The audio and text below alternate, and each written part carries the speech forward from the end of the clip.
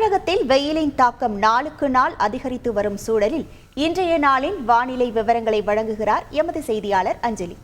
நன்றி கவிதா. நேயர்களுக்கு வணக்கம். வழக்கமாக கோடை காலம் என்றாலே அதிக வெப்பநிலை என்பது பதிவாகும் என்பது நாம் அறிந்த செய்தி. ஆனால் இந்த ஆண்டை பார்க்கும் பொழுது அது 100 டிகிரியை தாண்டி கிட்டத்தட்ட 108 டிகிரி வரைக்கும் இந்த வெப்பநிலையானது பதிவாகி கொண்டிருக்கிறது. நம்ம ஏற்கனவே சற்று நேரத்திற்கு முன்பாக பார்த்தோம், சேலத்தில் கிட்டத்தட்ட 108 டிகிரி ஃபாரன்ஹீட் வரைக்கும் வெப்பநிலை பதிவாகியிருக்கு. இந்த நிலையை பொறுத்த வரைக்கும் இன்றைய காலை பொழுது எவ்வாறாக இருக்கும், இன்று மதியத்திற்கான அந்த நிலவரம் எவ்வாறாக இருக்கும், காலையில் வெளியே செல்றவங்களுக்கெல்லாம் ஒரு அறிகுறியாக நம்ம இந்த செய்தியாக நம்ம பார்க்கக்கூடியதாக இருக்கிறது. இப்போ நாம் பார்க்கக்கூடிய இந்த தமிழக வரைபடத்தில் குறிப்பாக, அதாவது இந்திய வரைபடத்தில் குறிப்பாக நம்ம தமிழகம் அப்படின்னு எடுத்துக்கும் பொழுது காலையிலே பாருங்க, இந்த ஒரு 8 மணி போலவே நம்ம இந்த வெயிலை உணரக்கூடிய ஒரு வாய்ப்புகளாக இருக்கிறது. காலை ஒரு 8 மணியிலிருந்து 10 மணி வரைக்கும் நமக்கு அந்த 89 டிகிரி வரைக்கும் இந்த ஃபாரன்ஹீட் வெப்பமானது பதிவாகிறதுக்கான வாய்ப்புகள் இருக்கு. இப்ப நம்ம முதல்ல பார்க்கும் பொழுது ஒரு இளஞ்சிவப்பு நிறத்துல இருந்த காட்சிகள் சற்று நம்ம அந்த மேப் விளக்கும் பொழுது பாத்தீங்கன்னா ஒரு அடர் சிவப்பு நிறத்துல காணக்கூடிய காட்சிகள் உங்களுக்கு நன்றாகவே தெரியும் என்று அறிகிறோம். அதாவது நேயர்களே, இது எந்தெந்த பகுதிகள் அப்படின்னு பார்க்கும் பொழுது வேலூர்ல கிட்டத்தட்ட 102 டிகிரி ஃபாரன்ஹீட் வரைக்கும் இன்னைக்கு கரெக்டாக சரியாக ஒரு மணிக்கு இந்த வெப்பநிலை என்பது பதிவாகும் என்று நமக்கு வரைபடம் காட்டுகிறது. இதே இந்த கோயம்புத்தூர் சைடில் நம்ம பார்க்கும் பொழுது கிட்டத்தட்ட 102 டிகிரி ஃபாரன்ஹீட் வரைக்கும் இந்த வெப்பநிலையானது பதிவாகிறதுக்கான வாய்ப்புகள் இருக்கு. இதே நம்ம திருச்சி பக்கம் எடுத்துக்கிறோம் அப்படின்னா கிட்டத்தட்ட 106 டிகிரி ஃபாரன்ஹீட் வரைக்கும் இன்னைக்கு இந்த வெப்பநிலை பதிவாகிறதுக்கான வாய்ப்புகளும் இருக்கு. அடுத்தபடியாக சொல்லக்கூடிய மதுரை, அதாவது அதிக வெப்பநிலை பதிவாகக்கூடிய சேலம், மதுரை உள்ளிட்ட இடங்கள்லாம் 102 104 டிகிரி செல்சியஸ் வரைக்கும் இந்த வெப்பநிலையானது பதிவாகிறதுக்கான வாய்ப்புகள் இருக்கு.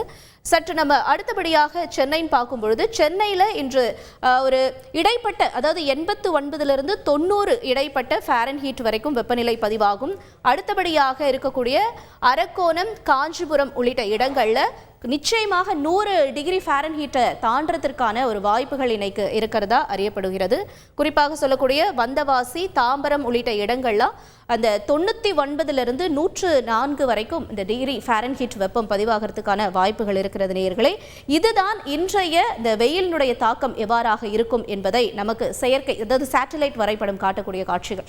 தொடர்ந்து நம்முடன் வானிலை ஆர்வலர் திரு செல்வகுமார் சார் இணைப்பில் இணைஞ்சிருக்காங்க, அவங்க கிட்ட பேசலாம். சார் வணக்கம். வெப்ப அதிகமாக இருக்கக்கூடிய இந்த நேரத்தில் வெப்ப அலை என்பதும் அதிகமாக இருக்கிறது. இப்ப வரக்கூடிய நாட்கள்ல இந்த வெப்ப அலை என்பது இன்னும் அதிகரிக்கத்தான் வாய்ப்புகள் இருக்குமா, எவ்வாறாக இருக்கும்? இந்த கிட்டத்தட்ட நம்ம ஏப்ரல் இறுதி வாரத்தில் இருக்கும், வரக்கூடிய மே மாதங்கள்லாம் இந்த வெப்பநிலை எவ்வாறாக இருக்கும் என்று அறியலாம் சார்? கண்டிப்பாக. அதாவது கடந்த மார்ச் மாதத்திலிருந்தே ஈரோடு மாவட்டம் கடுமையான வெப்பத்தின் பிடியில சிக்கி இருக்கிற நிலையில, குறிப்பாக இந்த மத்திய மாவட்டங்கள் ஈரோடு, நாமக்கல், சேலம், திருச்சி, கரூர், பரமத்தி போன்ற பகுதிகள் எல்லாம் அதிக வெப்பம் காணப்பட்டு கொண்டிருக்கிறது. இந்த நிலை இந்த மாத இறுதியில சற்று கூடுதலுக்கு வாய்ப்பு இருக்கிறது. அதாவது கடந்த சில நாட்களுக்கு முன்பு 42 டிகிரி செல்சியஸ், அதாவது 107.6 டிகிரி ஃபாரன்ஹீட் எட்டிய வெப்பம் ஓரிரு நாள் 109.4 வரைக்கும் எட்டியது. அதாவது 43 டிகிரி செல்சியஸ் வரை எட்டியது. இப்படி ஏறும் இறங்கும் என்ற நிலையில இருந்து கொண்டிருக்கக்கூடிய இந்த வெப்ப உயர்வானது இம்மாத இறுதி நாட்களாம், அதாவது ஏப்ரல் 28, 29, 30 தேதிகளில இன்னும் ஓரிரு டிகிரி செல்சியஸ்ல, அதாவது 43 டிகிரி என்ற அளவிலே, 42 நேற்றைக்கு 43 என்ற செல்சியஸ் அளவுக்கு உயரும் என்று எதிர்பார்க்கப்படுகிறது. அதாவது இந்த ஈரோடு, திருச்சி, சேலம் இந்த பகுதி, அதாவது 109.4 டிகிரி 43 வரைக்கும் எட்டி 109.4 டிகிரி ஃபாரன்ஹீட் வெப்பம் உயர்வதற்கு வாய்ப்பு இருக்கிறது.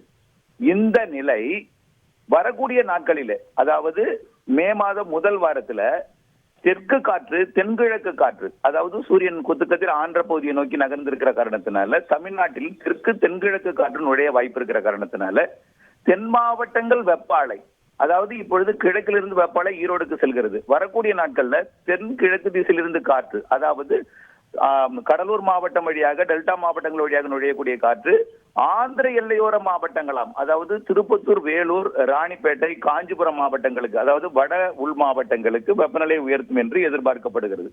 அதாவது வேலூர் மாவட்டத்துல தற்பொழுது உயர்ந்திருக்கூடிய 102, 104க்குள் தான் இருக்கிறது. அது வரக்கூடிய நாட்கள்ல 43, 44 என்ற அளவிற்கு எட்டக்கூட வாய்ப்பு இருக்கிறது. அதாவது மே முதல் வாரத்தின் முற்பகுதியில ஈரோடு எட்டி இருக்கக்கூடிய இந்த அதிகபட்ச வெப்பநிலை என்பது ஈரோடுக்கு 2 டிகிரி 1 டிகிரி குறைவாகவும், அந்த வெப்பநிலையை உயர்ந்தபட்ச வெப்பநிலை வேலூர் மற்றும் திருத்தணி பகுதிகளுக்கு எட்டுவதற்கு வாய்ப்பு இருக்கிறது. அதாவது 43 ஓரிரு நாள் 44 கூட மே முதல் வாரத்தில் எட்டுவதற்கு வாய்ப்பு இருக்கிறது. அதாவது 109 டிகிரி ஃபாரன்ஹீட்ல இருந்து 111 டிகிரி ஃபாரன்ஹீட் கூட வேலூர் திருத்தணி எட்டலாம். இந்த நிலை ஒரு மகிழ்ச்சியான தகவல் இருக்கிறது. அதாவது தென் மாவட்டங்களின் கடலோர பகுதிகளில் வரக்கூடிய 28ஆம் தேதி இந்த மாத இறுதி நாட்கள்ல கடுமையான வெப்பம் புழுக்கத்திற்கிடையே, அதாவது கடந்த 2 நாட்களுக்கு முன்பு சிங்கம்புணரியில 1 சென்டிமீட்டர் மழை பொழிந்தது. இப்படி தென் மாவட்டங்கள்ல ஓரிரு இடங்கள்ல கடலோர பகுதிகளில் இந்த மாத இறுதியில் ஏப்ரல் இறுதி நாட்கள்ல ஓரிரு இடங்கள்ல இடிமழை, அதாவது வெயில் இருக்கும், புழுக்கம் இருக்கும், வியர்வை கடுமையாக இருக்கும். அந்த இடையில ஒரு கேப்ல ஒரு மதிய நேரத்துல மாலை நேரத்துல ஆங்காங்கே ஒரு இடிமழை பிடிப்பு கொடுப்பதற்கு வாய்ப்பு இருக்கு. அதனைத் தொடர்ந்து மே மாதம் 3ஆம் தேதி 4ஆம் தேதி வாக்கில கேரளா கர்நாடகாவில மழை தொடங்கி, அது கேரள எல்லையோர மேற்கு தொடர்ச்சி மலைக்கும் கர்நாடக எல்லையோர மாவட்டங்கள் கிருஷ்ணகிரிலாம் இப்ப 102, 104க்குள்ள தான் இருக்கிறது. அது சற்று உயர்ந்து அதே நிலையில் தொடர்ந்து 104 வரை 103 வரை எட்டி மாலை இரவு இடிமழை பொழிவு வேர்வைக்கு பின் புழுக்கத்திற்கு பின் மே முதல் வாரத்தின் பின்பகுதி 4ஆம் தேதி 5ஆம் தேதி வாக்கில ஒரு மழை பொழிவு கொடுப்பதற்கு வாய்ப்பு இருக்கு. அது அப்படியே படிப்படியாக 2வது 3வது வாரத்துல கடலோர மாவட்டங்களுக்கும் எட்டுவதற்கு வாய்ப்பு இருக்கிறது. மே மத்தியில வங்கக்கடல்ல ஒரு வலுவான நிகழ்வு உருவாவதற்கும் வாய்ப்பு இருக்கிறது. அது நெருங்கி வந்தால் தாழ்வு நிலை மழை பொழிவு கொடுக்கும். நெருங்காமல் விலகி சென்றால் வெப்பசலன மழை பொழிவு தொடரும். எது எப்படியோ இந்த மாதம் வெறும் வெயில் மட்டும், அடுத்த மாதம் வெயிலுக்கு பின் புழுக்கத்திற்கு பின் வேர்வைக்கு பின் மாலை இரவு இடிமழை பொழிவு நிச்சயமாக மே 2வது வாரத்திலிருந்து கொடுக்க சாதக சூழல் தென்படுகிறது. சரி, இப்போ தமிழகத்தை பொறுத்த வரைக்கும் வெயிலுக்கான மஞ்சள் அலர்ட்டை நம்ம வாங்கியிருக்கோம், மஞ்சள் அலர்ட் கொடுத்துருக்காங்க. இப்போ அதாவது அதிக ஈரப்பதம் இருக்கக்கூடிய பகுதிகளில் இந்த வெயிலுடைய தாக்கம் இன்னும் அதிகமாகும் அப்படின்னு சொல்லப்படுது இல்லையா? என்ன காரணம்? அப்படி இருக்குமானால் அது எந்தெந்த பகுதிகளாக இருக்கும் சார்? அதாவது இப்பொழுது வங்கக்கடலில உயரழுத்தம் இருக்கிறது. இந்த உயரழுத்தத்தோட குணாதிசயம் என்னென்றா, மேலடுக்கில் இருக்கக்கூடிய அந்த உயர்ந்த அழுத்தமிக்க காற்றை குடை போன்று கீழே இறக்கி கொண்டு வந்து கடலோர மாவட்டங்கள்ல உள்ளே அனுப்புகிறது. இரவு பகல் 24 மணி நேரமும் இந்த உயரழுத்தமானது சுழண்டு கொண்டிருக்கிறது. இரவு நேரங்களில சூரியன் இல்லாத காரணத்தினால கடலோர மாவட்டங்களிலிருந்து உள்ளே போக போக கொஞ்சம் அதிகாலை நேரங்கள்ல ஒரு குளிர்ச்சியான சீதோஷ நிலை நிலவுகிறது.